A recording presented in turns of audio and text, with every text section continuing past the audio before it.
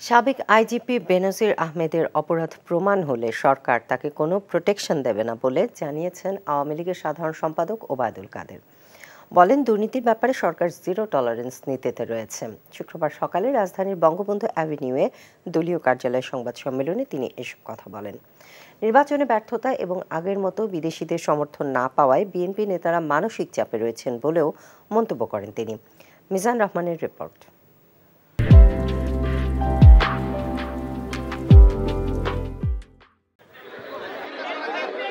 ৭৫-এর প্রতিরোধ যোদ্ধা ও সাবেক সংসদ সদস্য মানু মজুমদারের মরদেহে দলীয় নেতাকর্মীদের সাথে নিয়ে শ্রদ্ধা জানান আওয়ামী লীগ সাধারণ সম্পাদক। পরে দলীয় কার্যালয়ের সংবাদ সম্মেলনে বলেন, দুর্নীতিবাজ ও অপরাধীদের কোনো দল নেই। বিচারে দোষ প্রমাণিত হলে সাবেক আইজিপি ও সেনা প্রধানেরও শাস্তি হবে। অপরাধ করে কেউ পার পাবে, বিচার বিভাগ স্বাধীন, দুদক স্বাধীন। সেখানে যদি অপরাধী হিসাবে সাব্যস্ত হয় কেউ, আমরা তাকে প্রোটেকশন দিতে যাব। তিনি সাবেক আইজিপি হন আর সাবেক সেনাপ্রধান। ওবায়দুল কাদের অভিযোগ করেন, শুধু ক্ষমতায় যেতে বিএনপি নেতারা দূরদেশের প্রভুদের দিকে তাকিয়ে রয়েছে। আগের মতো তাদের সমর্থন না পেয়ে সরকারের বিরুদ্ধে দলটির নেতারা মিথ্যাচার করছে বলেও অভিযোগ তার। মির্জা ফখরুল তো প্রতিদিনই অনেক কথা বলেন। তার মানসিক ট্রমা মনে হয় ভয়ঙ্কর পর্যায়ে উপনীত হয়েছে। নির্বাচন ঠেকাতে গিয়ে ব্যর্থ, গণ অভ্যুত্থান করে সরকার হটানোর আন্দোলনে ব্যর্থ। এখন তাদের এদিকেও নেই ওদিকেও নেই। বন্ধুরাও আগের মতো এসে তাদেরকে উৎসাহিত করে না। যুক্তরাষ্ট্র, অস্ট্রেলিয়া সহ পশ্চিমা অনেক দেশ আওয়ামী লীগের সাথে রয়েছে বলেও দাবি করেন তিনি। Mizan Rahman, NTV news, Dhaka. Police প্রধান ও সেনা প্রধানের মতো গুরুত্বপূর্ণ পদে থেকে দুর্নীতির দায় সরকার এড়াতে পারে না বলে মন্তব্য করেছেন বিএনপি ও এর সমমনা দলের নেতারা। শুক্রবার জাতীয় প্রেসক্লাবের সামনে গণফোরাম এবং গণ অধিকার পরিষদ আয়োজিত ভিন্ন দুটি অনুষ্ঠানে এসব কথা বলেন তারা। বক্তারা দেশ রক্ষার জন্য ঐক্যবদ্ধভাবে জনগণকে রাস্তায় নেমে আসারও আহ্বান জানান। শফি মাহমুদ সাগরের রিপোর্ট। বিএনপির নেতাকর্মী সহ সকল রাজবন্দীর মুক্তির দাবিতে শুক্রবার সকালে জাতীয় প্রেসক্লাবের সামনে প্রতিবাদ অবস্থান কর্মসূচির আয়োজন করে গণতন্ত্র ফোরাম। কর্মসূচিতে বিএনপির ভাইস চেয়ারম্যান শামসুজ্জামান দুদু অভিযোগ করেন, সাবেক সেনাপ্রধান এবং সাবেক পুলিশ মহাপরিদর্শকের দুর্নীতির অংশীদার বর্তমান সরকার। সেনাপ্রধান এম এ আজিজ সপরিবারে নিষেধাজ্ঞার মুখোমুখি হয়েছে। ডাইরেক্টলি না হলে ইনডাইরেক্টলি আপনি তার অংশীদার। পুলিশ প্রধান বেনজির আহমেদ, তার ঘাড়ে চেপে পুলিশের সমর্থনে আপনি সরকার গঠন করেছেন। এই সব দুর্নীতিগ্রস্ত মিস্টার আজিজ এবং বেনজির আহমেদ আজ স্বর্ণ চোরাচালানি জাতীয় সংসদের যদি সদস্য হয়, আর সেই সরকারের সেই প্রধানমন্ত্রী যদি আপনি হন, আপনার দল হয়, তাহলে আর কি বাকি থাকতে পারে? করে তুলতে হবে। আর বাজার কারসাজি, দুর্নীতি, লুটপাট ও অর্থ পাচারের সাথে জড়িতদের গ্রেফতারের দাবিতে বিকালে একই স্থানে বিক্ষোভ সমাবেশের আয়োজন করে গণ অধিকার পরিষদ। সংগঠনটির সভাপতি নুরুল হক নূর অভিযোগ করেন, সরকার ইচ্ছে করে ঋণ খেলাপি এবং অর্থ পাচারকারীদের বিরুদ্ধে কোনো ব্যবস্থা নিচ্ছে না। এই পুরান ঢাকার সন্ত্রাসী পরিবারের সন্তান, যার গোষ্ঠী শুদ্ধ সন্ত্রাস, এই আজিজ পরিবার, সেই পরিবার থেকে প্রধানমন্ত্রী সেনা প্রধান নিয়োগ দিয়ে তার রুচি এবং তার মানসিকতার বহিঃপ্রকাশ করেছেন। এই বেনজিরকে পুলিশ প্রধান কে বানিয়েছে? ধাপে ধাপে প্রমোশন দিয়ে ঢাকা মেট্রোপলিটনের এই ডিএমপির কমিশনার, র্যাবের প্রধান, তারপরে পুলিশ প্রধান কে বানিয়েছে? শেখ হাসিনা বানিয়েছে। কাজে এই বেনজিরের অপকর্মের দায় শেখ হাসিনাও এড়াতে পারেন না। সমাবেশ শেষে বিক্ষোভ মিছিল করে দলটির নেতাকর্মীরা। শফি মাহমুদ সাগর, এনটিভি নিউজ, ঢাকা। ইসরায়েলের প্রধানমন্ত্রী বেনিয়ামিন নেতানিয়াহুর বিরুদ্ধে আন্তর্জাতিক অপরাধ আদালত আইসিসির গ্রেফতারের দাবির প্রতি বাংলাদেশের সমর্থন রয়েছে বলে জানিয়েছেন পররাষ্ট্রমন্ত্রী হাসান মাহমুদ। শুক্রবার রাজধানীর ডিপ্লোমা ইঞ্জিনিয়ার্স ইনস্টিটিউটে আয়োজিত এক আলোচনা সভায় প্রধান অতিথির বক্তব্যে তিনি এসব কথা বলেন। বিশ্ব শান্তি ও ফিলিস্তিন রাষ্ট্রের প্রতি স্বীকৃতি শীর্ষক এই আলোচনা সভায় পররাষ্ট্রমন্ত্রী বলেন, বিশ্ব শান্তি প্রতিষ্ঠার জন্য ফিলিস্তিন রাষ্ট্র গঠন জরুরি। ইসরায়েলি বাহিনীর নির্বিচারে মানুষ হত্যার বিরুদ্ধে বিশ্ব জনমত জোরদারে দেশবাসীকে নিজ নিজ অবস্থান থেকে ভূমিকা রাখার আহ্বান জানান পররাষ্ট্রমন্ত্রী।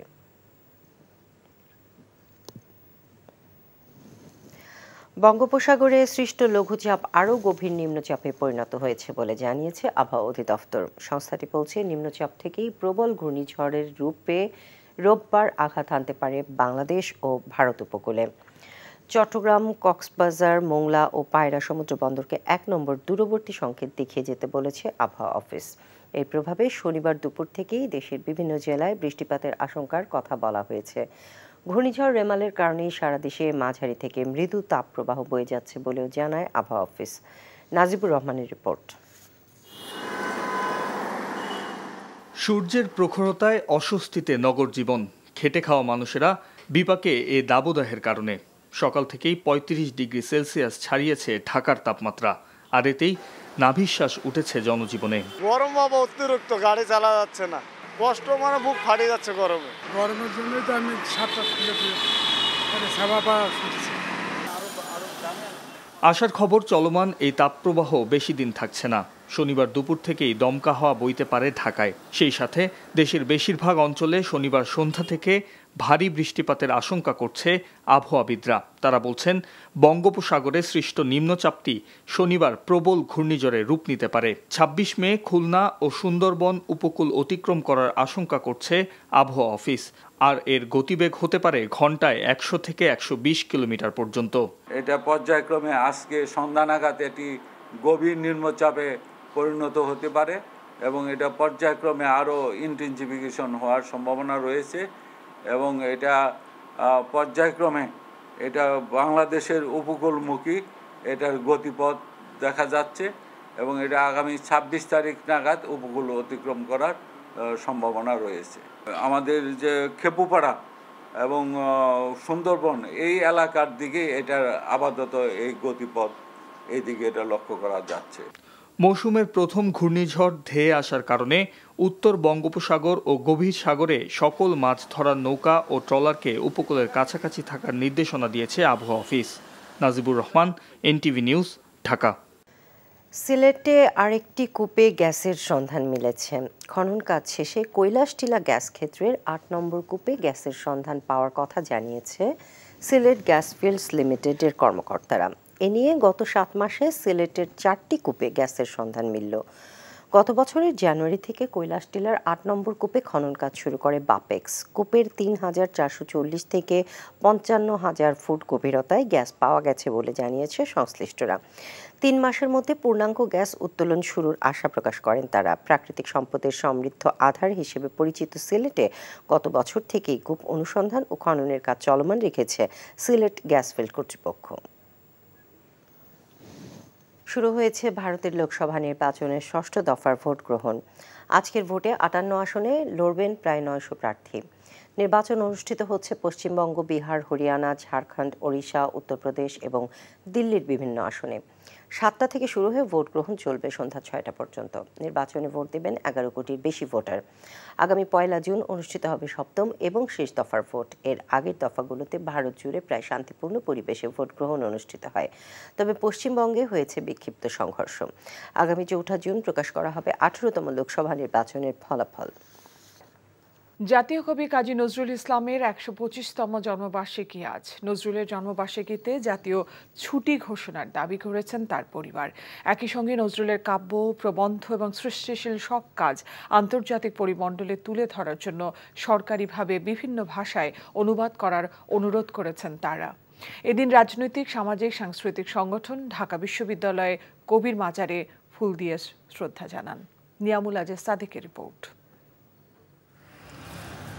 দ্রোহ, প্রেম, অসাম্প্রদায়িক চেতনার কবি কাজী নজরুল ইসলামের জন্মবার্ষিকীতে কবির সমাধিতে ফুলেল শ্রদ্ধায় ভালোবাসা জানান সামাজিক সাংস্কৃতিক সংগঠন, নজরুল সঙ্গীত শিল্পী ও গবেষকরা।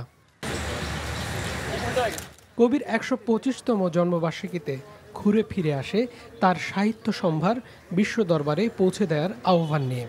আমার একটা আবেদন থাকে যে কাজী নজরুল ইসলাম আমাদের জাতীয় কবি, তার জন্মদিবসে ছুটিটা ঘোষণা করা হোক। নজরুল রচনাবলী হচ্ছে আমাদের জাতীয় সম্পদ, সেই রচনাবলী যেন অবিলম্বে, আমি প্রতি বছরই বলি, অবিলম্বে অনুবাদের মাধ্যমে পৃথিবীর সকল ভাষাভাষী মানুষের কাছে পৌঁছে দেওয়া হোক। দুস্তরপাড়া 12 হয়ে এই গানটি যেন জাতীয় পর্যায়ে ব্যবহার করা হয়। তিনি সকল সম্প্রদায়কে তিনি সমান চোখে দেখতেন, সমান শ্রদ্ধাবোধ তার ছিল। তো এই যে একটা সাম্প্রদায়িক সম্প্রীতির কথা তিনি সেই সময় বলে গেছেন, আমরা জানি যে এই সময়ে এসে আমাদের মধ্যে যে হিংসা বিদ্বেষ, এই বিষয়গুলো তিনি দেখলে তিনি আরো কষ্ট পেতেন। এই যুগেও কবির গান, কবিতা ও সাহিত্য প্রেরণার উৎস সাধারণের মনে। অসাম্প্রদায়িক চেতনার ভাবধারা ছড়িয়ে পড়ুক এমন প্রত্যাশা নজরুল গবেষক ও শিল্পীদের মনে।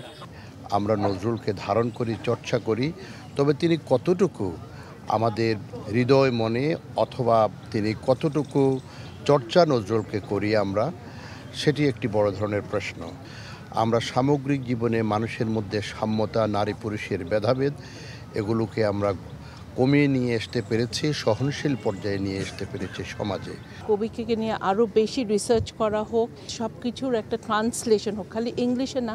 আমরা চাইবো এটা যত আরও ভিন্ন ভিন্ন ভাষায় যাতে ট্রান্সলেশন করা হয়। আওয়ামী লীগের সাধারণ সম্পাদক ওবায়দুল কাদের বলেন, কাজী নজরুল ইসলাম ছিলেন স্বাধীনতার প্রেরণা। স্বাধিকার সংগ্রাম, আমাদের মুক্তিযুদ্ধ, আমাদের স্বাধীনতার সংগ্রাম, আমাদের প্রেরণার উৎস ছিলেন কবি নজরুল। আমরা নির্বাচনের পর নতুন করে আমরা কোনো চিন্তা ভাবনা করিনি কাউকে নির্যাতন করব, জেলে পাঠাবো। বিএনপির জ্যেষ্ঠ যুগ্ম মহাসচিব রুহুল কবির বলেন, নজরুলের দ্রোহের প্রেরণায় গণতন্ত্র ফিরিয়ে আনার সংগ্রাম চলছে। প্রতিটি ক্ষণ, প্রতিটি মুহূর্ত নজরুল আমাদেরকে উদ্বুদ্ধ করছে প্রতিবাদের জন্য।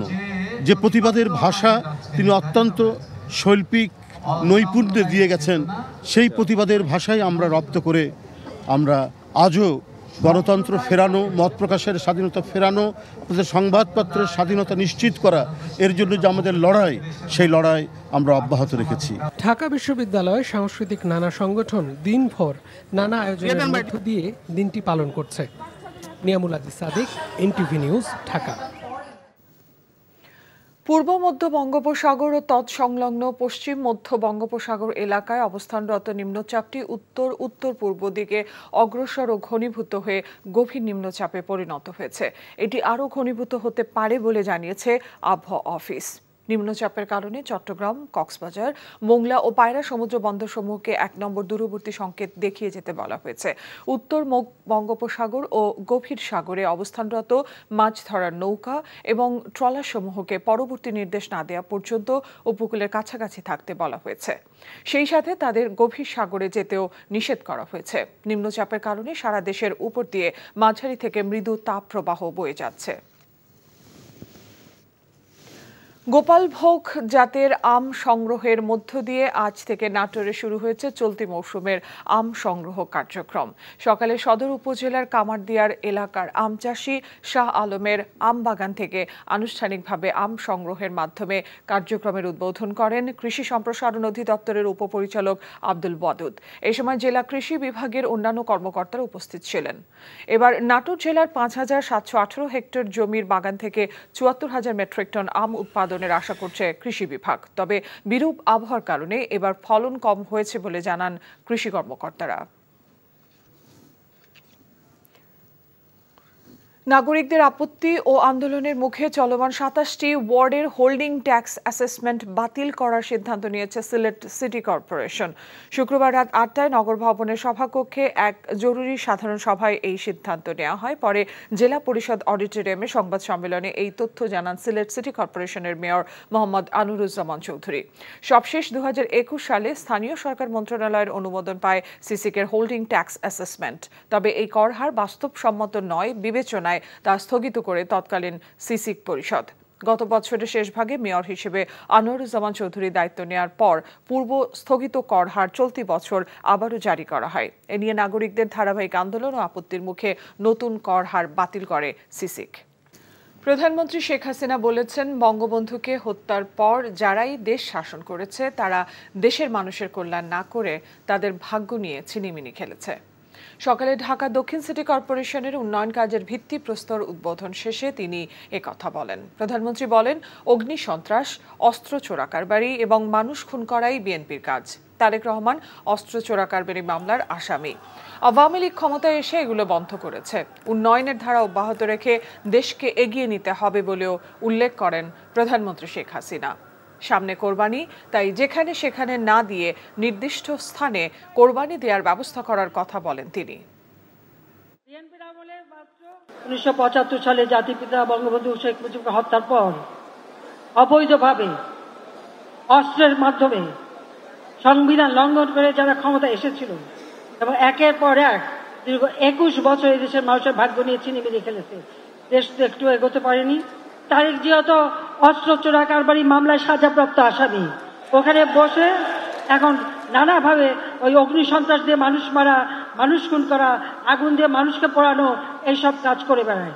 আওয়ামী লীগ সরকার এসে এই বাংলাদেশকে এই অস্ত্র চোরাকারবারির যে রুট সেটা আমরা বন্ধ করেছি। জাতীয় কবি কাজী নজরুল ইসলামের ১২৫তম জন্মবার্ষিকী আজ। নজরুলের জন্মবার্ষিকীতে জাতীয় ছুটি ঘোষণার দাবি করেছেন তার পরিবার। একই সঙ্গে নজরুলের কাব্য, প্রবন্ধ এবং সৃষ্টিশীল সব কাজ আন্তর্জাতিক পরিমণ্ডলে তুলে ধরার জন্য সরকারিভাবে বিভিন্ন ভাষায় অনুবাদ করার অনুরোধ করেছেন তারা। এদিন রাজনৈতিক, সামাজিক, সাংস্কৃতিক সংগঠন ঢাকা বিশ্ববিদ্যালয় কবির মাজারে ফুল দিয়ে শ্রদ্ধা জানান। নিয়ামুল আজিজ সাদিকের রিপোর্ট। দ্রোহ, প্রেম, অসাম্প্রদায়িক চেতনার কবি কাজী নজরুল ইসলামের জন্মবার্ষিকীতে কবির সমাধিতে ফুলেল শ্রদ্ধায় ভালোবাসা জানান সামাজিক সাংস্কৃতিক সংগঠন, নজরুল সঙ্গীত শিল্পী ও গবেষকরা। কবির ১২৫তম জন্মবার্ষিকীতে ঘুরে ফিরে আসে তার সাহিত্য সম্ভার বিশ্ব দরবারে পৌঁছে দেওয়ার আহ্বান নিয়ে। আমার একটা আবেদন থাকে যে কাজী নজরুল ইসলাম আমাদের জাতীয় কবি, তার জন্মদিবসে ছুটিটা ঘোষণা করা হোক। নজরুল রচনাবলী হচ্ছে আমাদের জাতীয় সম্পদ, সেই রচনাবলী যেন অবিলম্বে, আমি প্রতি বছরই বলি, অবিলম্বে অনুবাদের মাধ্যমে পৃথিবীর সকল ভাষাভাষী মানুষের কাছে পৌঁছে দেওয়া হোক। দুস্তরপাড়া 12 হয়ে এই গানটি যেন জাতীয় পর্যায়ে ব্যবহার করা হয়। সকল সম্প্রদায়কে তিনি সমান চোখে দেখতেন, সমান শ্রদ্ধাবোধ তার ছিল। তো এই যে একটা সাম্প্রদায়িক সম্প্রীতির কথা তিনি সেই সময় বলে গেছেন। আমরা জানি যে এই সময়ে এসে আমাদের মধ্যে যে হিংসা বিদ্বেষ, এই বিষয়গুলো তিনি দেখলে তিনি আরও কষ্ট পেতেন। এ যুগেও কবির গান, কবিতা ও সাহিত্য প্রেরণার উৎস সাধারণের মনে।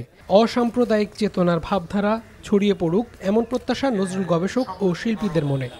আমরা সামগ্রিক জীবনে মানুষের মধ্যে সাম্যতা, নারী পুরুষের ভেদাভেদ, এগুলোকে আমরা কমিয়ে নিয়ে আসতে পেরেছি, সহনশীল পর্যায়ে নিয়ে আসতে পেরেছি সমাজে। কবিকে নিয়ে আরও বেশি রিসার্চ করা হোক, খালি ইংলিশে না, আমরা চাইবো এটা যত আরও ভিন্ন ভিন্ন ভাষায় যাতে ট্রান্সলেশন করা হয়। আওয়ামী লীগের সাধারণ সম্পাদক ওবায়দুল কাদের বলেন, কাজী নজরুল ইসলাম ছিলেন স্বাধীনতার প্রেরণা। আমাদের প্রেরণার উৎস ছিলেন কবি নজরুল, যার কবিতা, যার গান স্বাধীনতা ও স্বাধিকার সংগ্রামে আমাদের অনুপ্রেরণা জুগিয়েছে। বিএনপির জ্যেষ্ঠ যুগ্ম মহাসচিব রুহুল কবির রিজভী বলেন, নজরুলের দ্রোহের প্রেরণায় গণতন্ত্র ফিরিয়ে আনার সংগ্রাম চলছে। নজরুল আমাদেরকে উদ্বুদ্ধ করছে প্রতিবাদের জন্য, যে প্রতিবাদের ভাষা তিনি অত্যন্ত শৈল্পিক নৈপুণ্য দিয়ে গেছেন, সেই প্রতিবাদের ভাষায় আমরা রপ্ত করে আমরা আজও গণতন্ত্র ফেরানো, মত প্রকাশের স্বাধীনতা ফেরানো, সংবাদপত্রের স্বাধীনতা নিশ্চিত করা, এর জন্য যে আমাদের লড়াই, সেই লড়াই আমরা অব্যাহত রেখেছি। ঢাকা বিশ্ববিদ্যালয় সাংস্কৃতিক নানা সংগঠন দিনভর নানা আয়োজনের মধ্য দিয়ে দিনটি পালন করছে। নিয়ামুল আদি সাদিক, এনটিভি নিউজ, ঢাকা। বঙ্গোপসাগরে সৃষ্ট গভীর নিম্নচাপটি আজ দুপুর কিংবা বিকেলের মধ্যে ঘূর্ণিঝড়ের রূপ নিতে পারে বলে জানিয়েছে আবহাওয়া অফিস। আবহাওয়া অধিদপ্তর এক বিবৃতিতে চট্টগ্রাম, কক্সবাজার, মোংলা ও পায়রা বন্দরসমূহকে ১ নম্বর দূরবর্তী সতর্ক সংকেত দেখিয়ে যেতে বলেছে। নিম্নচাপটির কেন্দ্রের ৪৮ কিলোমিটারের মধ্যে বাতাসের একটানা সর্বোচ্চ গতিবেগ ঘন্টায় ৫০ কিলোমিটার, যা দমকা অথবা ঝোড়ো হাওয়ার আকারে ৬০ কিলোমিটার পর্যন্ত বৃদ্ধি পাচ্ছে। নিম্নচাপটি ঘূর্ণিঝড়ের রূপ নিলে এর নাম হবে রেমাল, অর্থ বালু। দেশের দক্ষিণ পশ্চিম উপকূলে আগামীকাল সন্ধ্যায় এটি আঘাত হানতে পারে।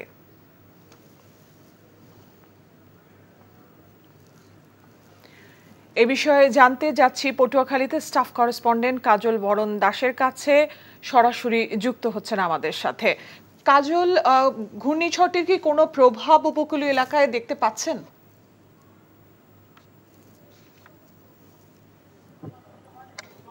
রুকসানা, এই মুহূর্তে পটুয়াখালীতে যেটি আমরা দেখছি সেটি হলো যে কখনো রোদ, কখনো মেঘলা আবহাওয়া এখানে বইছে, তবে গুমোট আবহাওয়া, প্রচুর গরম আছে, আবার কিন্তু আকাশে মেঘের ছাপ আছে। তো এই অবস্থা বিরাজমান, কিন্তু আমি যতদূর জেনেছি যে বঙ্গোপসাগর এখনো থ মেরে আছে, তেমন উত্তাল নেই। তবে সব আবহাওয়া অফিসের যে সতর্ক বার্তা সেটি এখানকার এই উপকূলের বেড়িবাঁধের বাইরের মানুষগুলো অনুভব করছে, এবং তারা ঘরবাড়ি ছেড়ে তারা ভিতরে অবস্থান নিয়েছে, অর্থাৎ তারা কোনো আশ্রয় কেন্দ্রে এখনই যায়নি। আর এ পর্যন্ত সর্বশেষ আমি জানতে পেরেছি যে পটুয়াখালীতে জেলা প্রশাসকের নেতৃত্বে এখন দুর্যোগ প্রস্তুতি সভা চলছে, এবং পটুয়াখালীতে এই দুর্যোগ প্রস্তুতিতে কিন্তু প্রায় ৭,০০০ সিপিপি কর্মী এবং রেড ক্রিসেন্ট কর্মীকে প্রস্তুত রাখা হয়েছে, এবং যতদূর জেনেছি যে ৪৯২টি আশ্রয় কেন্দ্র প্রস্তুত রাখা হয়েছে। এছাড়া যেটি এখানে ত্রাণ কর্মকর্তা আমাকে জানিয়েছেন জেলার, তিনি জানিয়েছেন যে ১৫০০ শুকনো খাবারের ব্যবস্থা রাখা হয়েছে, যেখানে চাল, ডাল, চিরা ইত্যাদি রয়েছে। এছাড়া ২৫ লাখ টাকা নগদ টাকা রয়েছে। যে কোনো বড় ধরনের দুর্যোগ মোকাবেলায় তারা প্রস্তুত রয়েছে।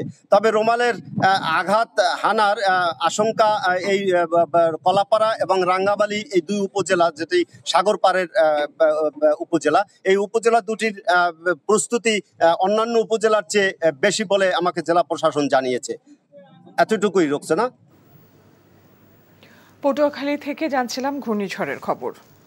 এই বিষয়ে জানতে এখন যাচ্ছি নাটোরে, সেখানে আছেন স্টাফ করেসপন্ডেন্ট হালিম খান। হালিম, আজ থেকে তো গোপালভোগ জাতের আম পাড়া শুরু হয়েছে, তো বাজারে কেমন দাম দেখছেন?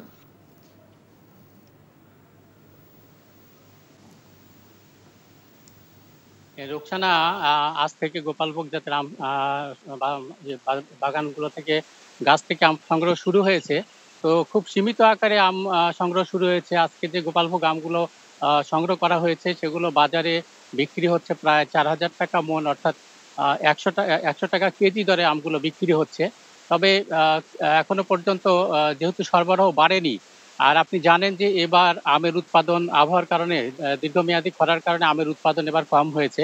এই কারণে বাজারে শুরু থেকে একটু দাম বেশি, এবং যারা বাগান মালিক, যারা চাষি, তারাও আশা করছেন এবার ভালো দাম তারা পাবেন। কারণ যেহেতু ফলন কম, কৃষি বিভাগ আমাদেরকে জানিয়েছে তারা যে লক্ষ্যমাত্রা নির্ধারণ করেছিল নাটোরে ৮০,০০০ মেট্রিক টন আম উৎপাদনের, সেখানে তারা কিন্তু বলছে যে ৬ থেকে ৭,০০০ মেট্রিক টন আমের উৎপাদন কম হবে। এবার কিন্তু নাটোরে ৫,৭১৮ হেক্টর জমিতে আমের চাষ হয়েছে বাগানের, সেখান থেকে ১৩ মেট্রিক টন হিসাব করে তারা ৭৪,০০০ মেট্রিক টন আম আহরণ হবে বলে তারা আশা করছে। রুকসানা, জানছিলাম আম পাড়ার খবর। মশার পেটেই যেন গেল শত কোটি টাকা। ডেঙ্গুর একমাত্র কারণ যখন মশা, তখন সেই মশা নিধনে ঢাকার ২ সিটি কর্পোরেশন ১০০ কোটি টাকার কার্যক্রমে ফল মিলেছে কমই। মশক নিধনে ওষুধের কার্যকারিতা নিয়েও রয়েছে কীটতত্ত্ববিদ সহ নাগরিকদের বিস্তর অভিযোগ। তবে দুই সিটি কর্তৃপক্ষ বলছে মশক নিধনে তাদের বিভিন্ন কর্মসূচি চলছে। বিশেষজ্ঞরা বলছেন মশা নিধনে প্রযুক্তির ব্যবহার ও সঠিক সমন্বয় জরুরি। ডেঙ্গু শঙ্কা নিয়ে হাসান মাহমুদের ধারাবাহিকের আজ দেখুন ৪র্থ পর্ব। চলতি মৌসুমে জানুয়ারি থেকেই রাজধানী সহ সারা দেশে শুরু হয়েছে ডেঙ্গু আক্রান্ত ও তাতে মানুষের মৃত্যু। এমন প্রেক্ষাপটে ঢাকার মশক নিধনে বিভিন্ন মহলের অভিযোগের আঙুল দুই সিটি কর্পোরেশনের দিকেই। উড়ন্ত মশা মারার জন্য যেটি ফগিং করা হয়, ধোঁয়া দেওয়া হয়, ধোঁয়াটি কার্যকরী না। দীর্ঘ সময় ধরে যদি কোনো কীটনাশক ব্যবহার করা হয়, একই ধরনের কীটনাশক, তাহলে ওই কীটনাশকের বিরুদ্ধে মশাটি প্রতিরোধী ব্যবস্থা গড়ে তোলে, যেটাকে আমরা রেজিস্ট্যান্স বলি। ওই নতুন ধরনের কীটনাশকও আবার একটি 5 বছর পরে আবার পরিবর্তন করতে হয়। 2023-2024 অর্থ বছরে মশক নিধনে ঢাকা উত্তর সিটি কর্পোরেশন 84 কোটি 50 লাখ টাকা বাজেট পায়। অন্যদিকে ঢাকা দক্ষিণ সিটি কর্পোরেশন মশা নিধন বাবদ অর্থ বরাদ্দ পায় 42 কোটি 25 লাখ টাকা। কার্যক্রমের আওতায় নতুন কীটনাশক প্রয়োগ করতে চায় উত্তর সিটি কর্পোরেশন, আর দক্ষিণ সিটির মেয়র বলছেন মশা নিধনে বেশ কিছু কার্যক্রম চলমান তাদের। এডিস মশার বিস্তার রোধের জন্য আমাদের সকল প্রস্তুতিমূলক কার্যক্রম আমরা নিচ্ছি। থানার পরিবেশগুলো এডিস মশার বিস্তারের জন্য একটি অভয়ারণ্য হয়ে থাকে। আমরা এগুলোর ব্যবস্থা প্রাথমিকভাবেই প্রস্তুতি পর্বের থেকেই আমরা তাদের সাথে মত বিনিময় করে এগুলো আগে করতে চাই। আমরা কিন্তু কাজ চালিয়ে যাব। বিটিআই নিয়ে ফেল করেছি, আমি তো স্বীকার করছি, আমি তো অস্বীকার করছি না। আমরা নতুন সিস্টেম চাই, স্মার্ট সিস্টেম চাই, আধুনিক সিস্টেম চাই। তবে বিশেষজ্ঞরা বলছেন নামমাত্র মশক নিধন নয়, নিতে হবে সমন্বিত কার্যকরী বিজ্ঞানভিত্তিক প্রয়োগ। মশক নিধনের কার্যক্রম এখনো যা চলছে, এটা নিয়মিত যে কার্যক্রম, যেটা খুব একটা আমরা দেখছি না ফল দিচ্ছে, তার চেয়ে বেশি খুব একটা দেখা যাচ্ছে না, কারণ সমন্বয়ের অভাব। স্বাস্থ্য বিভাগ এবং স্থানীয় সরকার বিভাগের মধ্যে অনেক সমন্বয় দরকার। তাদের মধ্যে আন্তঃ মন্ত্রণালয় সহযোগিতা দরকার, আন্তঃ প্রতিষ্ঠান সহযোগিতা দরকার।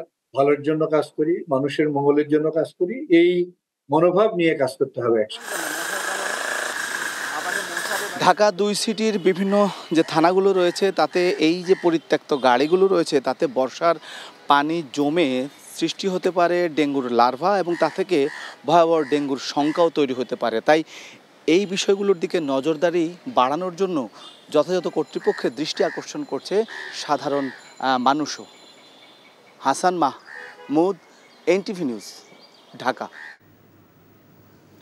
ঘাস বিক্রি করে মাসে লাখ টাকা উপার্জন করছেন চাঁদপুরের তরুণ উদ্যোক্তা নাইমুল ইসলাম নীরব। বছর শেষে অন্তত 25 লাখ টাকা আয়ের স্বপ্ন দেখছেন এই উদ্যোক্তা। দেশের আনাচে কানাচে ঘাস পাওয়া গেলেও বাণিজ্যিকভাবে লন কার্পেট ঘাস উৎপাদন করছেন এই যুবক। আর বাড়ির আঙিনা ও বিভিন্ন স্থানে সৌন্দর্য বর্ধনে এসব ঘাস সংগ্রহ করছেন শৌখিন মানুষ। কৃষি বিভাগ বলছে উৎপাদন খরচ কম হওয়ায় বাণিজ্যিকভাবে এই ঘাস চাষ লাভজনক। চাঁদপুর থেকে শরীফুল ইসলামের পাঠানো রিপোর্ট। চাঁদপুর শহরের পুরনবাজার এলাকার আফসার উদ্দিনের ছেলে নাইমুল ইসলাম নীরব গেল বছর এলাকার এক ছোট ভাইয়ের অনুপ্রেরণায় শুরু করেন লন কার্পেট ঘাস চাষ। বর্তমানে নীরবের 5টি প্রজেক্টে 1.5 লাখ বর্গফুট লন কার্পেট ঘাস রয়েছে, যেখান থেকে বছরে অন্তত 3 বার ঘাস বিক্রি করেন এই উদ্যোক্তা, যা সংগ্রহ করছেন দেশের বিভিন্ন প্রান্তের শৌখিন মানুষজন। আমি দেখতেছি এটার অনেক চাহিদা আছে। হ্যাঁ, এটা চাহিদা আছে। আমরা যদি এটা কন্টিনিউ করতে পারি, আগামী ভবিষ্যতে আমাদের আরও ভালো আমরা কিছু করতে পারবো। এখন আমার প্রজেক্টে প্রায় এক সিজনে আমি মাল উঠাইতে পারবো প্রায় 50 লাখ টাকা। আর যদি এটা হয়তো দেখা গেছে আর 6 মাস পরে যায়, তাহলে আমি 1 কোটি টাকার উপরে মাল উঠাইতে পারবো এক সিজনে। তার প্রজেক্টে কাজ করে সংসার চলে এলাকার অনেকেরই। তাদের দাবি, অন্য কাজের তুলনায় এই কাজে পরিশ্রম কম। আমরা অন্য কাজ করতাম, নীরবের এখন এই চাঁদপুর জেলা বিভিন্ন জায়গায় এই সমস্ত কাজ চলে। এখন আমরা এই কাজে আইছি, আল্লাহর রহমতে আমরা খুব ভালোই আছি। কাজটা খুব ভালো লাগে, আর যে টাকাটা পাই আমাদের পুরো ফ্যামিলি হয়ে যায়। লন কার্পেট ঘাস চাষে কোনো প্রকার পোকা বা রোগ বালাইয়ের আক্রমণ নেই, তাই এই চাষ বাণিজ্যিকভাবে লাভজনক বলে জানান কৃষি কর্মকর্তা। এখনো পর্যন্ত এ ব্যাপারে কোনো আর্থিক সহযোগিতার কোনো আমাদের প্রকল্প হাতে নেই। আমরা যেহেতু এটা ভালো একটা লাভজনক ব্যবসা, আমরা মনে করি কৃষি বিভাগ থেকে পরবর্তীতে যদি কোনো সুযোগ আসে বা এই ধরনের কোনো কর্মসূচি বা প্রকল্পে এই লন গ্রাসটা অন্তর্ভুক্ত করা যায় সে ব্যাপারে আমরা কিন্তু প্রস্তাবনা দিয়ে রাখব। প্রতি বর্গফুট লন কার্পেট ঘাস বিক্রি হচ্ছে ৮০ টাকা দরে। ৩০ লাখ টাকা বিনিয়োগ করে বছরে অন্তত ২৫ লাখ টাকা আয়ের স্বপ্ন দেখছেন এই উদ্যোক্তা। NTV news desk.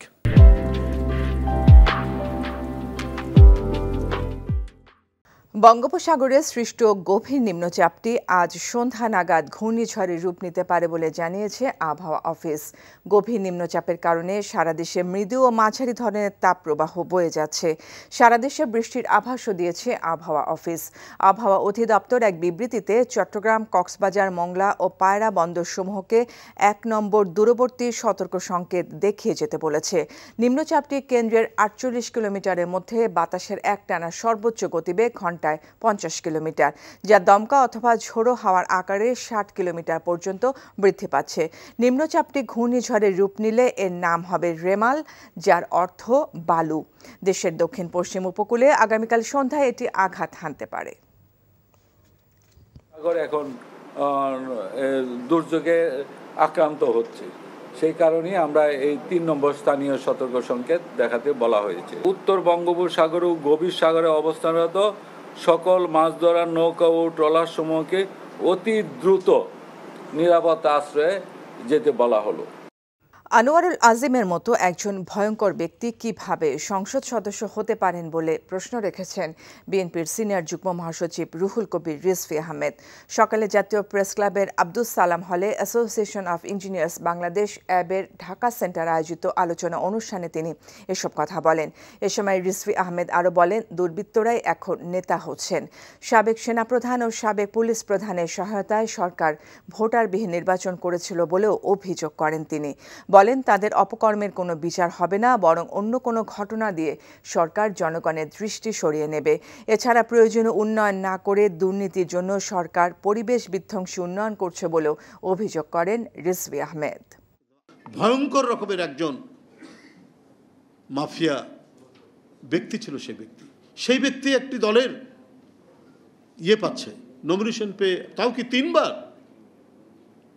তারপরে তার মৃতদেহ টুকরা টুকরা অবস্থায় কলকাতার একটা ফ্ল্যাটের মধ্যে পাওয়া গেল। আর এটা তদন্ত করে সঠিক জিনিস আসার আগেই হোম মিনিস্টার বলে দিলেন, না না না, এখানে ভারতের কোনো ইনভলভমেন্ট নাই। অর্থাৎ ঘোরার আগে গাড়ি জুড়িয়ে দিলেন। জাতীয় কবি কাজী নজরুল ইসলামের ১২৫তম জন্মবার্ষিক আজ।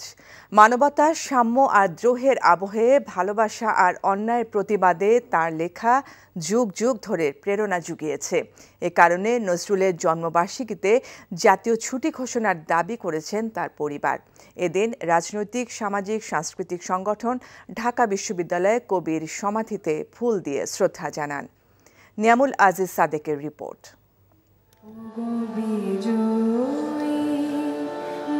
দ্রোহ, প্রেম, অসাম্প্রদায়িক চেতনার কবি কাজী নজরুল ইসলামের জন্মবার্ষিকীতে কবির সমাধিতে ফুলেল শ্রদ্ধায় ভালোবাসা জানান সামাজিক সাংস্কৃতিক সংগঠন, নজরুল সঙ্গীত শিল্পী ও গবেষকরা।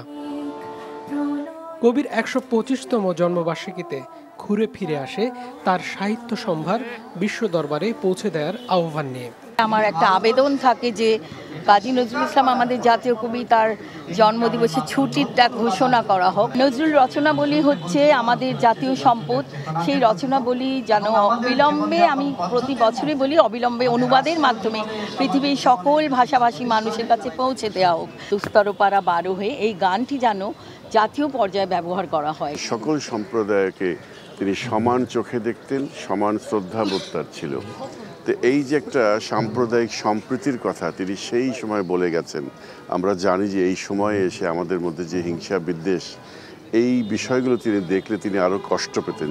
এ যুগেও কবির গান, কবিতা ও সাহিত্য প্রেরণার উৎস সাধারণের মনে।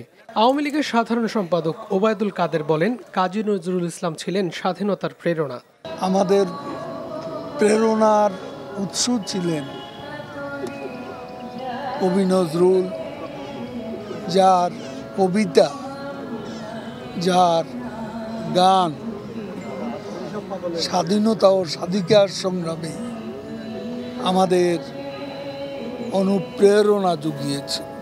বিএনপির জ্যেষ্ঠ যুগ্ম মহাসচিব রুহুল কবির রিজভী বলেন, নজরুলের দ্রোহের প্রেরণায় গণতন্ত্র ফিরিয়ে আনার সংগ্রাম চলছে।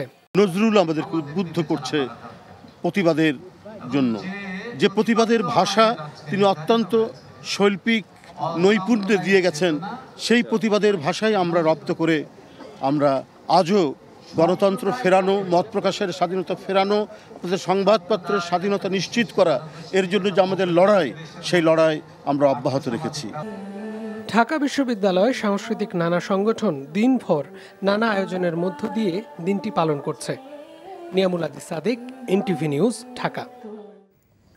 ডিমের পিস ৩ টাকা লোকসান হিসেবে গত ২৫ দিনে ৩৬০ কোটি টাকার ক্ষতি হয়েছে প্রান্তিক খামারিদের। আর এই সময়ে দাম বাড়িয়ে বাজার থেকে ৬০ কোটি টাকা হাতিয়েছে কর্পোরেট কোম্পানি, এমন অভিযোগ করেছে বাংলাদেশ পোল্ট্রি অ্যাসোসিয়েশন। সকালে রাজধানী ঢাকা রিপোর্টার্স ইউনিটে ডিম ব্যবসায়ীদের সিন্ডিকেট আর কর্পোরেট খামারিদের দৌরাত্ম্য বন্ধের দাবিতে সংবাদ সম্মেলনের আয়োজন করে সংগঠনটি। অনুষ্ঠানে বিপিএর সভাপতির দাবি, মুরগির বাচ্চা বিক্রির পাশাপাশি পোল্ট্রি ফিড নিয়ে কারসাজি করছে কর্পোরেট কোম্পানি। কিন্তু এমন দৌরাত্ম্য বন্ধ নীরব ভূমিকায় প্রাণী সম্পদ অধিদপ্তরের। এ সময় এসএমই ফোরামের সভাপতি বলেন, ছোট শিল্পকে ধ্বংস করে দেওয়ার জন্য কাজ করছে মধ্যস্বত্বভোগী এবং কর্পোরেট সেক্টর, তার দিকে নজর দিতে হবে সরকারকে।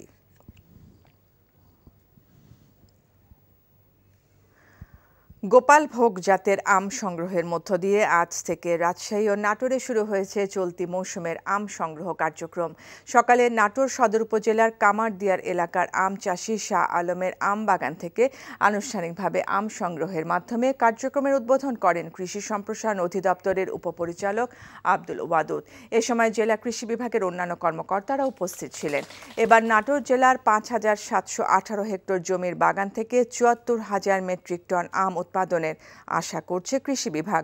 তবে বিরূপ আবহাওয়ার কারণে এবার ফলন কম হয়েছে বলে জানান কৃষি কর্মকর্তারা। বঙ্গোপসাগরে সম্ভাব্য ঘূর্ণিঝড়টি আগামীকাল সন্ধ্যায় উপকূলে আঘাত হানতে পারে, আর আজ রাতেই মহাবিপদ সংকেত দেখানো হতে পারে বলে জানিয়েছে দুর্যোগ ব্যবস্থাপনা ও ত্রাণ প্রতিমন্ত্রী মহিবুর রহমান। এরই মধ্যে চট্টগ্রাম, কক্সবাজার, মোংলা এবং পায়রা সমুদ্র বন্দরকে ৩ নম্বর দূরবর্তী সতর্ক সংকেত দেখিয়ে যেতে বলেছে আবহাওয়া অফিস। এদিকে চুয়াডাঙ্গায় আজ দেশের সর্বোচ্চ তাপমাত্রা রেকর্ড করা হয়েছিল ৪১.৭ ডিগ্রি সেলসিয়াস। আরও জানাচ্ছেন শফি মাহমুদ সাগর। বঙ্গোপসাগরে সৃষ্ট নিম্নচাপটি শক্তি সঞ্চার করে এখন ঘূর্ণিঝড় রেমালে রূপান্তরিত হচ্ছে। আবহাওয়া অফিস জানিয়েছে, ঘূর্ণিঝড়টি রবিবার সন্ধ্যা নাগাদ আঘাত আনতে পারে উপকূলীয় অঞ্চলে, যার ফলে তৈরি হতে পারে ৭ থেকে ১০ ফুট উচ্চতার জলোচ্ছ্বাস।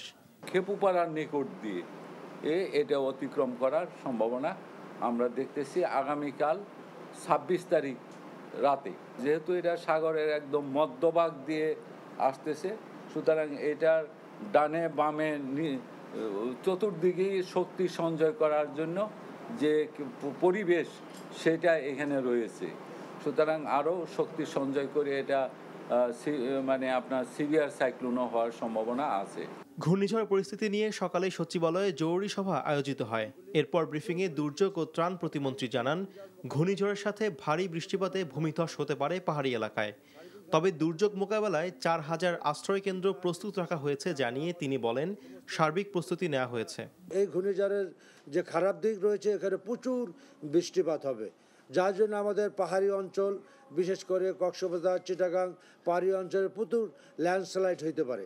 সুতরাং এই সমস্ত কিছু মাথায় রেখে একদিকে ঘূর্ণিঝড়, ল্যান্ডস্লাইড এবং সমুদ্রের নৌকার বিভিন্ন মাছ ধরা ট্রলার যারা যে অবস্থা আছে, সব কিছু মাথায় রেখে আমরা সার্বিক প্রস্তুতি আমরা ইতিমধ্যে আমরা নিয়েছি। সম্ভাব্য ঘূর্ণিঝড়ের প্রভাবে দেশের বিভিন্ন এলাকায় থেমে থেমে বৃষ্টি হচ্ছে। উপকূলীয় অঞ্চলে মাইকিং ও লিফলেট বিতরণ করে সতর্কবার্তা প্রচার করছে প্রশাসন। সকল মাছ ধরার নৌকা ট্রলার সমূহকে নিরাপদ পোতাশ্রয়ে থাকার জন্য বলা যাচ্ছে। শফি মাহমুদ সাগর, এনটিভি নিউজ, ঢাকা।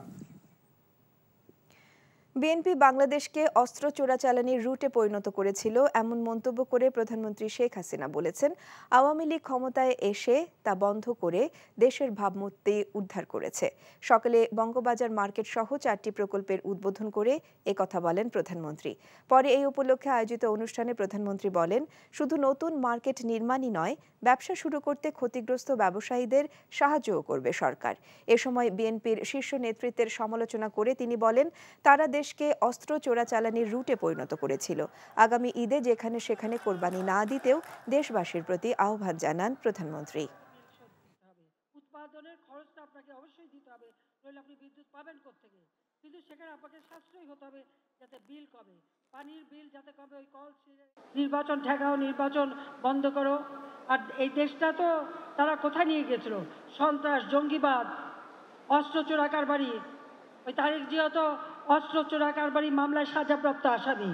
ওখানে বসে এখন নানাভাবে ওই অগ্নি সন্ত্রাস দিয়ে মানুষ মারা, মানুষ খুন করা, আগুন দিয়ে মানুষকে পোড়ানো, এইসব কাজ করে বেড়ায়। আওয়ামী লীগ সরকার এসে এই বাংলাদেশকে এই অস্ত্র চোরা কারবারির যে রুট, সেটা আমরা বন্ধ করেছি। ভারতে উলফা থেকে শুরু করে যেখানে যেখানে যারা অস্ত্র সাপ্লাই দিল, সেগুলো আমরা বন্ধ করেছি। তাদেরও যাতে শান্তি আসে, তাদের ওই 7 সিস্টার সেই ব্যবস্থাটি কিন্তু আওয়ামী লীগ করেছে। এদিকে সংসদ সদস্য আনোয়ারুল আজিম আনার হত্যার সুষ্ঠু বিচার, মূল পরিকল্পনাকারীদের আটক ও দৃষ্টান্তমূলক শাস্তির দাবি জানিয়েছে দলীয় নেতাকর্মীরা। সকালে কালীগঞ্জে নিহত সংসদ সদস্যের বাসভবনের সামনে উপজেলা আওয়ামী লীগের নেতাকর্মীরা অবস্থান নেন। এ সময় বক্তারা বলেন, এমপি আনার হত্যার মূল পরিকল্পনাকারী যুক্তরাষ্ট্রে অবস্থান করছে। তাকে দেশে এনে দৃষ্টান্তমূলক শাস্তির পাশাপাশি হত্যার সাথে আরও যদি কেউ জড়িত থাকে, তাদেরও আইনের আওতায় আনার দাবি জানান। আওয়ামী লীগ নেতা মুস্তাফিজুর রহমান বিজু, উপজেলা চেয়ারম্যান শিবলি নোমানী, সাবেক উপজেলা চেয়ারম্যান জাহাঙ্গীর হোসেন, কালীগঞ্জ পৌর মেয়র আশরাফুল আলম সহ নেতাকর্মীরা এ সময় উপস্থিত ছিলেন। 29 মে তৃতীয় ধাপে 112টি উপজেলা পরিষদের নির্বাচন অনুষ্ঠিত হবে। সময় ফুরিয়ে আসায় প্রার্থীরা ছুটছেন ভোটারের দ্বারে দ্বারে। তীব্র গরম উপেক্ষা করে প্রচারে ব্যস্ত সময় পার করছে রাজশাহীর পবা উপজেলা পরিষদ নির্বাচনের প্রার্থীরা। উপজেলার হাট বাজারে গণসংযোগ করছেন চেয়ারম্যান প্রার্থীরা। ভোটারদের কাছে গিয়ে ভোট চেয়ে এলাকার উন্নয়নে নানা প্রতিশ্রুতি দিচ্ছেন। এদিকে তৃতীয় ধাপে নাটোরের বড়াইগ্রাম এবং গুরুদাসপুর উপজেলা পরিষদের নির্বাচনের প্রার্থীরা ছুটছেন ভোটারদের কাছে। অধিকাংশ প্রার্থী ভোটারদের কাছে যাচ্ছেন, দিচ্ছেন উন্নয়ন ও সুশাসনের প্রতিশ্রুতি। এছাড়া জমে উঠেছে মংলা উপজেলা নির্বাচন। প্রচার প্রচারণায় সরগরম পৌর শহর সহ ইউনিয়ন ও ওয়ার্ডগুলো। ঘাস বিক্রি করে মাসে লাখ টাকা উপার্জন করছেন চাঁদপুরের তরুণ উদ্যোক্তা নাইমুল ইসলাম নীরব। বছর শেষে অন্তত 25 লাখ টাকা আয়ের স্বপ্ন দেখছেন এই উদ্যোক্তা।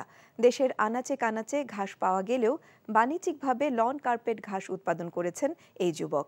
কৃষি বিভাগ বলছে, উৎপাদন খরচ কম হওয়ায় বাণিজ্যিকভাবে এই ঘাস চাষ লাভজনক। চাঁদপুর থেকে শরীফুল ইসলামের পাঠানো রিপোর্ট। চাঁদপুর শহরের পুরনবাজার এলাকার আফসার উদ্দিনের ছেলে নাইমুল ইসলাম নীরব গেল বছর এলাকার এক ছোট ভাইয়ের অনুপ্রেরণায় শুরু করেন লন কার্পেট ঘাস চাষ। বর্তমানে নীরবের 5টি প্রজেক্টে 1.5 লাখ বর্গফুট লন কার্পেট ঘাস রয়েছে, যেখান থেকে বছরে অন্তত 3 বার ঘাস বিক্রি করেন এই উদ্যোক্তা, যা সংগ্রহ করছেন দেশের বিভিন্ন প্রান্তের শৌখিন মানুষজন। আমি দেখতেছি এটার অনেক চাহিদা আছে। হ্যাঁ, এটা চাহিদা আছে। আমরা যদি এটা কন্টিনিউ করতে পারি, আগামী ভবিষ্যতে আমাদের আরো ভালো আমরা কিছু করতে পারবো। এখন আমার প্রজেক্টে প্রায় এক সিজনে আমি মাল উঠাইতে পারবো প্রায় 50 লাখ টাকা। আর যদি এটা হয়তো দেখা গেছে আর 6 মাস পরে যায়, তাহলে আমি 1 কোটি টাকার উপরে মাল উঠাইতে পারবো এক সিজনে। তার প্রজেক্টে কাজ করে সংসার চলে এলাকার অনেকেরই। তাদের দাবি, অন্য কাজের তুলনায় এই কাজে পরিশ্রম কম।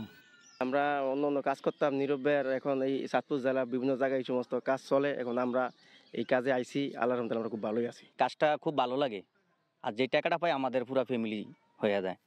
লন কার্পেট ঘাস চাষে কোনো প্রকার পোকা বা রোগবালাইয়ের আক্রমণ নেই, তাই এই চাষ বাণিজ্যিকভাবে লাভজনক বলে জানান কৃষি কর্মকর্তা। এখনো পর্যন্ত এ ব্যাপারে কোনো আর্থিক সহযোগিতার কোনো আমাদের প্রকল্প হাতে নেই। আমরা যেহেতু একটা ভালো একটা লাভজনক ব্যবসা, আমরা মনে করি কৃষি বিভাগ থেকে পরবর্তীতে যদি কোনো সুযোগ আসে বা এই ধরনের কোনো কর্মসূচি বা প্রকল্পে এই লন ঘাসটা অন্তর্ভুক্ত করা যায়, সে ব্যাপারে আমরা কিন্তু প্রস্তাবনা দিয়ে রাখব। প্রতি বর্গফুট লন কার্পেট ঘাস বিক্রি হচ্ছে ৮০ টাকা দরে। ৩০ লাখ টাকা বিনিয়োগ করে বছরে অন্তত ২৫ লাখ টাকা আয়ের স্বপ্ন দেখছেন এই উদ্যোক্তা। NTV news desk. জাতীয় কবি কাজী নজরুল ইসলামের ১২৫তম জন্মবার্ষিকী উপলক্ষে কুষ্টিয়া ও চুয়াডাঙ্গায় পৃথক কর্মসূচি পালিত হয়েছে। কবি কাজী নজরুল ইসলামের জন্মবার্ষিকী উপলক্ষে কুষ্টিয়া রবীন্দ্র মৈত্রী বিশ্ববিদ্যালয় ক্যাম্পাসে আলোচনা সভা অনুষ্ঠিত হয়। প্রধান অতিথি ছিলেন রবীন্দ্র মৈত্রী বিশ্ববিদ্যালয়ের উপাচার্য প্রফেসর ডক্টর শাহজাহান আলী। পরে কবির কর্মজীবন নিয়ে আলোচনা শেষে মনোজ্ঞ নজরুল সঙ্গীত পরিবেশন করা হয়। এদিকে কবির স্মৃতি বিজড়িত চুয়াডাঙ্গার দামুরহুদা উপজেলায় ২ দিন ব্যাপী বর্ণাঢ্য অনুষ্ঠানমালার আয়োজন করা হয়। সকালে কবির স্মৃতি বিজড়িত আটচালা ঘরে কবির প্রতিকৃতিতে শ্রদ্ধা জানানো হয়। পরে অনুষ্ঠিত হয় আলোচনা সভা ও সাংস্কৃতিক অনুষ্ঠান। জ্বালানি নিরাপত্তা নিশ্চিতে দেশীয় উৎসকে গুরুত্ব দিতে হবে।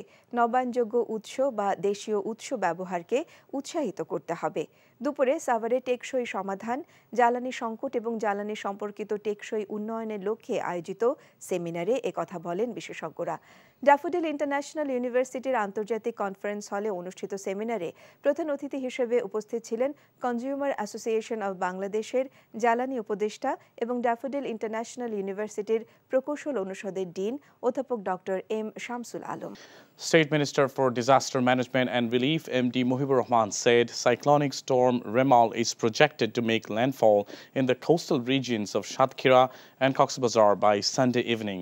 Almost 4,000 shelter centers have been prepared in the coastal districts, equipped with adequate dry food, he said while speaking at a press briefing held at the Secretariat today.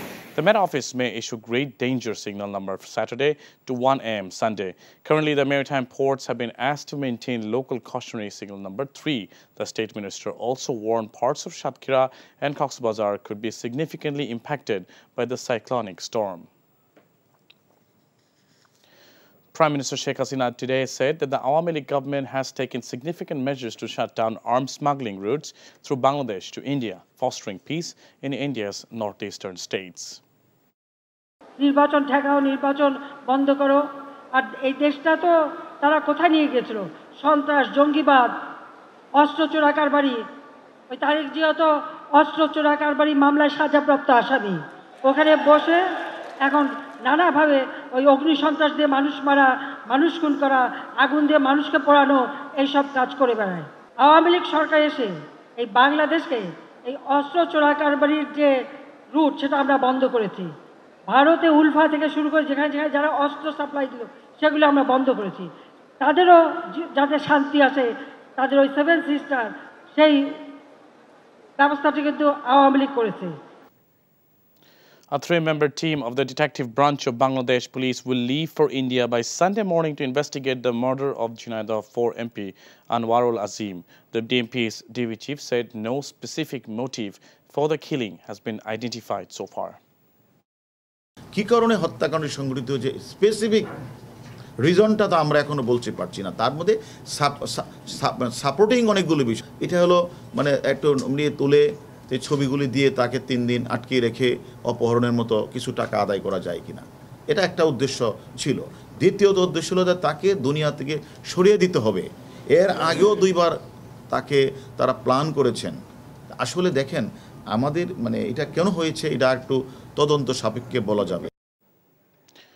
PNP leader Rizvi Ahmed raised question on how the murdered MP Anwarul Azim secured nomination from the ruling party despite being a terrible mafia. He said this at a program in National Press Club today.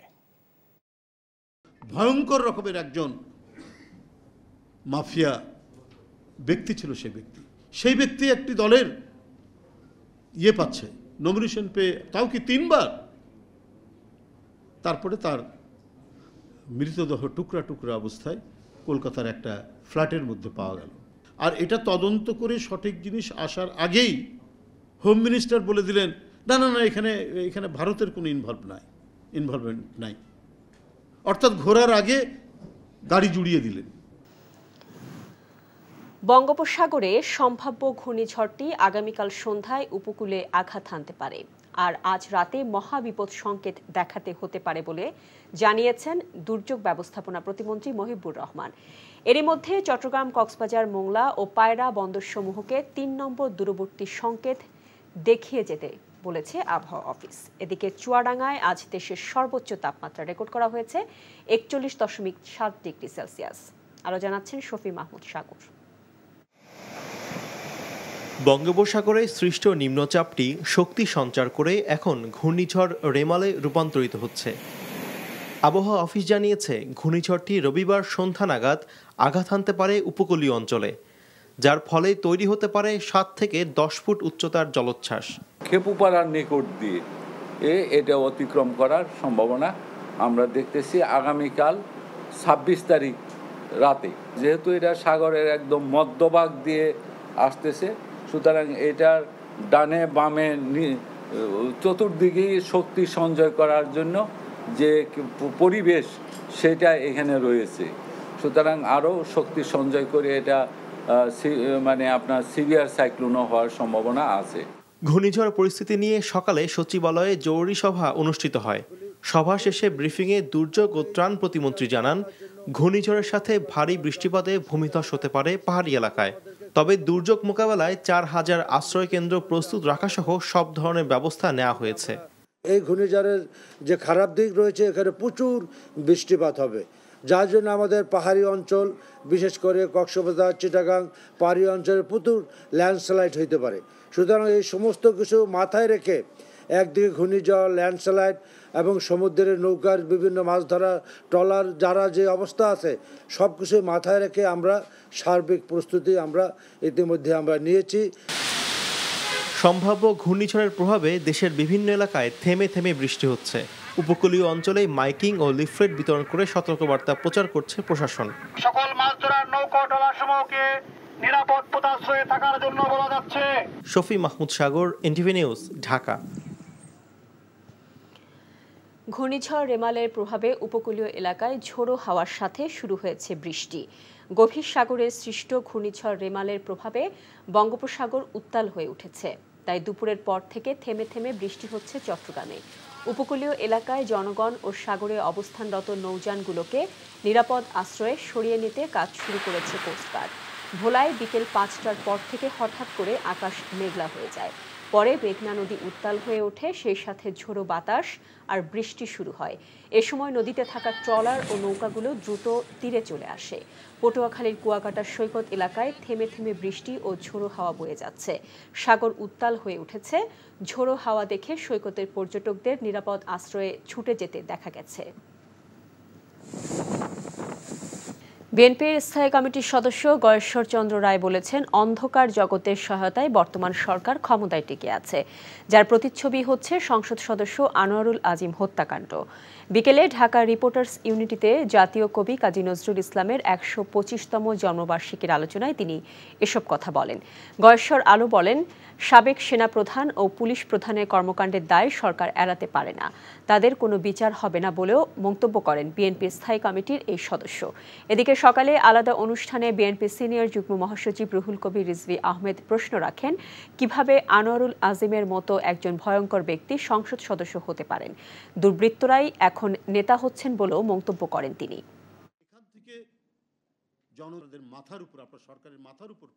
আজিজকে অপরাধী করলো কে? আর বেঞ্জিকে এত অর্থ উপার্জনের জন্য সুযোগ সুবিধা কে দিল? অন্ধকার জগতের সহযোগিতা নিয়ে তিনি ১৬-১৭ বছর কলকাতার সাংবাদিক, এখানকার সাংবাদিকরা যা বলছে, প্রশাসনের ভাষাটা সাথে আমি খুব একটা মিল পাই না। অন্ধকার জগতের এটা একটা প্রতিচ্ছবি। জাতীয় কবি কাজী নজরুল ইসলামের ১২৫তম জন্মবার্ষিকী আজ। মানবতা, সাম্য আর দ্রোহের আবহে ভালোবাসা আর অন্যায়ের প্রতিবাদে তার লেখা যুগ যুগ ধরে প্রেরণা জুগিয়েছে। এ কারণে নজরুলের জন্মবার্ষিকীতে জাতীয় ছুটি ঘোষণার দাবি করেছে তার পরিবার। এদিন রাজনৈতিক, সামাজিক, সাংস্কৃতিক সংগঠন ঢাকা বিশ্ববিদ্যালয়ের কবির মাজারে ফুল দিয়ে শ্রদ্ধা জানান। নিয়ামুল আজিজ সাদিকের রিপোর্ট। দ্রোহ, প্রেম, অসাম্প্রদায়িক চেতনার কবি কাজী নজরুল ইসলামের জন্মবার্ষিকীতে কবির সমাধিতে ফুলেল শ্রদ্ধায় ভালোবাসা জানান সামাজিক সাংস্কৃতিক সংগঠন, নজরুল সঙ্গীত শিল্পী ও গবেষকরা। কবির ১২৫তম জন্মবার্ষিকীতে ঘুরে ফিরে আসে তার সাহিত্য সম্ভার বিশ্ব দরবারে পৌঁছে দেওয়ার আহ্বান নিয়ে। আমার একটা আবেদন থাকে যে কাজী নজরুল ইসলাম আমাদের জাতীয় কবি, তার জন্মদিবসে ছুটিটা ঘোষণা করা হোক। নজরুল রচনাবলী হচ্ছে আমাদের জাতীয় সম্পদ, সেই রচনাবলী যেন অবিলম্বে, আমি প্রতি বছরই বলি, অবিলম্বে অনুবাদের মাধ্যমে পৃথিবীর সকল ভাষাভাষী মানুষের কাছে পৌঁছে দেওয়া হোক। দুস্তরপাড়া 12 হয়ে এই গানটি যেন জাতীয় পর্যায়ে ব্যবহার করা হয়। সকল সম্প্রদায়কে তিনি সমান চোখে দেখতেন, সমান শ্রদ্ধাবোধ তার ছিল। তো এই যে একটা সাম্প্রদায়িক সম্প্রীতির কথা তিনি সেই সময় বলে গেছেন। আমরা জানি যে এই সময়ে এসে আমাদের মধ্যে যে হিংসা বিদ্বেষ, এই বিষয়গুলো তিনি দেখলে তিনি আরো কষ্ট পেতেন। এ যুগেও কবির গান, কবিতা ও সাহিত্য প্রেরণার উৎস সাধারণের মনে। আওয়ামী লীগের সাধারণ সম্পাদক ওবায়দুল কাদের বলেন, কাজী নজরুল ইসলাম ছিলেন স্বাধীনতার প্রেরণা। আমাদের প্রেরণার উৎস ছিলেন কবি নজরুল, যার কবিতা, যার গান স্বাধীনতা ও স্বাধিকার সংগ্রামে আমাদের অনুপ্রেরণা জুগিয়েছে। বিএনপির জ্যেষ্ঠ যুগ্ম মহাসচিব রুহুল কবির রিজভী বলেন, নজরুলের দ্রোহের প্রেরণায় গণতন্ত্র ফিরিয়ে আনার সংগ্রাম চলছে। নজরুল আমাদেরকে উদ্বুদ্ধ করছে প্রতিবাদের জন্য, যে প্রতিবাদের ভাষা তিনি অত্যন্ত শৈল্পিক নৈপুণ্যে দিয়ে গেছেন। সেই প্রতিবাদের ভাষায় আমরা রপ্ত করে আমরা আজও গণতন্ত্র ফেরানো, মত প্রকাশের স্বাধীনতা ফেরানো, আমাদের সংবাদপত্রের স্বাধীনতা নিশ্চিত করা, এর জন্য যে আমাদের লড়াই, সেই লড়াই আমরা অব্যাহত রেখেছি। ঢাকা বিশ্ববিদ্যালয়ে সাংস্কৃতিক নানা সংগঠন দিনভর নানা আয়োজনের মধ্য দিয়ে দিনটি পালন করছে। নিয়ামুল আদি সাদিক, এনটিভি নিউজ, ঢাকা। ডিমের দাম বাড়িয়ে বাজার থেকে ৬০ কোটি টাকা হাতিয়েছে কর্পোরেট কোম্পানি, এমন অভিযোগ করেছে বাংলাদেশ পোল্ট্রি অ্যাসোসিয়েশন। এ সময় ডিমের পিস ৩ টাকা লোকসান হিসেবে প্রান্তিক খামারিদের ৩৬০ কোটি টাকার ক্ষতি হয়েছে বলে দাবি করে সংগঠনটি। সকালে রাজধানীর ঢাকা রিপোর্টার্স ইউনিটিতে ডিম ব্যবসায়ীদের সিন্ডিকেট আর কর্পোরেট খামারিদের দৌরাত্ম্য বন্ধের দাবিতে সংবাদ সম্মেলনের আয়োজন করে সংগঠনটি। অনুষ্ঠানে বিপিএ সভাপতি দাবি, মুরগির বাচ্চা বিক্রির পাশাপাশি পোল্ট্রি ফিড নিয়ে কারসাজি করছে কর্পোরেট কোম্পানি। কিন্তু এমন দৌরাত্ম্য বন্ধে নীরব ভূমিকায় প্রাণী সম্পদ অধিদপ্তর। এ সময় এসএমই ফোরামের সভাপতি বলেন, ছোট শিল্পকে ধ্বংস করে দেওয়ার জন্য কাজ করছে মধ্যস্বত্বভোগী এবং কর্পোরেট সেক্টর, তার দিকে নজর দিতে হবে সরকারকে। গত সেপ্টেম্বর থেকে এখন মে মাস পর্যন্ত 1280 কোটি টাকা মুরগির বাচ্চায় হাতিয়ে নিয়েছেন এবং এটা প্রমাণিত। আমি চ্যালেঞ্জ করে বলতে পারি, এখানে কেউ বলতে পারবে না যেটা নেয় নেয়, আমরা ক্যাশ মেমো দেখাতে পারবো। পোল্ট্রি ফিড আছে, এই ফিডের উৎপাদন খরচ কত এটা কখনো প্রকাশ করেন না। তারা প্রাণী সম্পদের সাথে গোপনে মিটিং করেন আর প্রাণী সম্পদ গোপনে মূল্য নির্ধারণ করে দেন এবং প্রাণী সম্পদকে প্রশ্ন করলে তারা বলে আমরা কাজ করতেছি, অচিরেই এটা ঠিক হয়ে যাবে। ততদিনে খামারিদের রফাদফা শেষ। প্রখ্যাত সঙ্গীত শিল্পী কলিম শরাফির জন্ম শতবার্ষিকী উপলক্ষে স্মরণ সভা অনুষ্ঠিত হয়েছে। দুপুরে ঢাকা ক্লাবে আয়োজিত স্মরণ সভায় বক্তারা বলেন, ব্রিটিশ শাসনামল থেকে বাংলাদেশের জন্ম পর্যন্ত কলিম শরাফির অবদানের কথা জাতি আজীবন মনে রাখবে।